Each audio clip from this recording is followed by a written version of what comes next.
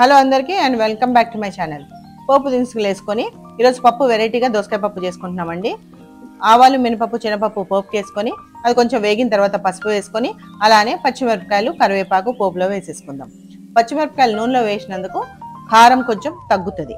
అలానే ఇప్పుడు సన్నగా తరిగి పెట్టుకున్న ఉల్లిపాయ ముక్కలు కూడా వేసేసుకుందాం. దోసకాయ ముక్కలు కూడా కట్ చేసి పక్కన పెట్టేసుకోవచ్చు.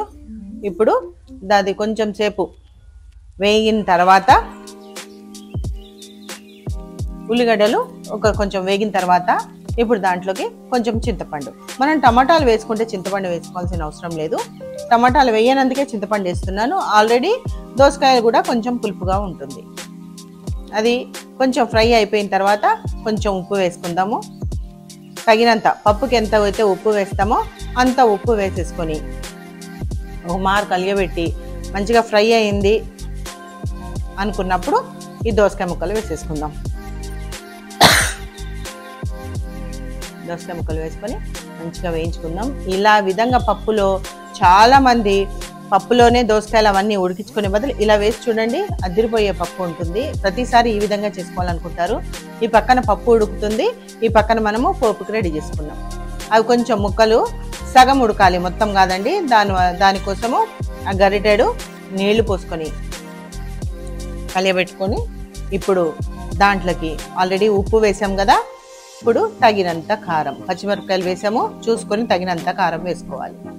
కారం వేసి కలియబెట్టేసుకొని ఈ పక్కన 3 విజిల్స్ వచ్చేసినాయండి. పప్పు రెడీగా ఉంది.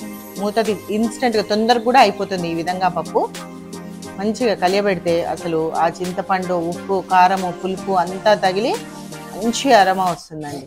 ఇట్లా 2 నిమిషాలు మంచిగా వేగిన తర్వాత ఇప్పుడు ఒక 1/4 స్పూను జీలకర్ర మెంతుల పౌడర్ వేసుకుందాం. చాలా టేస్టీగా ఉంటుంది. పప్పులో జీలకర్ర మెంతుల పౌడర్ వేసుకుంటే మనకి పులుపు ఉంది కాబట్టి జీలకర్ర మెంతులు వేసుకున్నాము. అది మంచిగా ఫ్రై అయ్యి మంచి అరమ వస్తుందండి. ఇప్పుడు ఉడకబెట్టాం కదా, ఆవిరిపోయింది. ఆ పప్పులో ఈ ఫ్రై చేసుకున్న మిశ్రమం మొత్తం వేసేసుకోవాలి. అసలు పప్పు గుమగుమలాడుకుంటా ఆహా అంటే అంత టేస్టీగా ఉంటుంది. ఈ విధంగా చేసుకుంటే టమాటా పప్పు కానీ పాలకూర పప్పు కానీ ఇదే విధంగా పప్పు ఉడకబెట్టేసుకొని తర్వాత ఇవంతా మంచిగా ఉప్పు, కారం, చింతపండు మనం వేసుకున్నవన్నీ మగ్గబెట్టి వేసుకుంటే అద్దిరిపోయే పప్పు. ఒక్కసారి స్మెల్ బట్టి తెలుస్తుంది ఉప్పు తక్కువైందని. కొంచెం ఉప్పు వేసుకొని కలియబెట్టి వేడి వేడి అన్నంలో ఇంత నెయ్యి వేసుకొని తింటే ఉంటుంది. ఆహా, టేస్ట్ మాత్రం వేరే లెవెల్ అండి. ఈ విధంగా ఒక్కసారి ట్రై చేయండి. పప్పులోని అన్నీ వేసి ఉడకబెట్టే కంటే ఇట్లా చేసి చూడండి. Thanks for watching.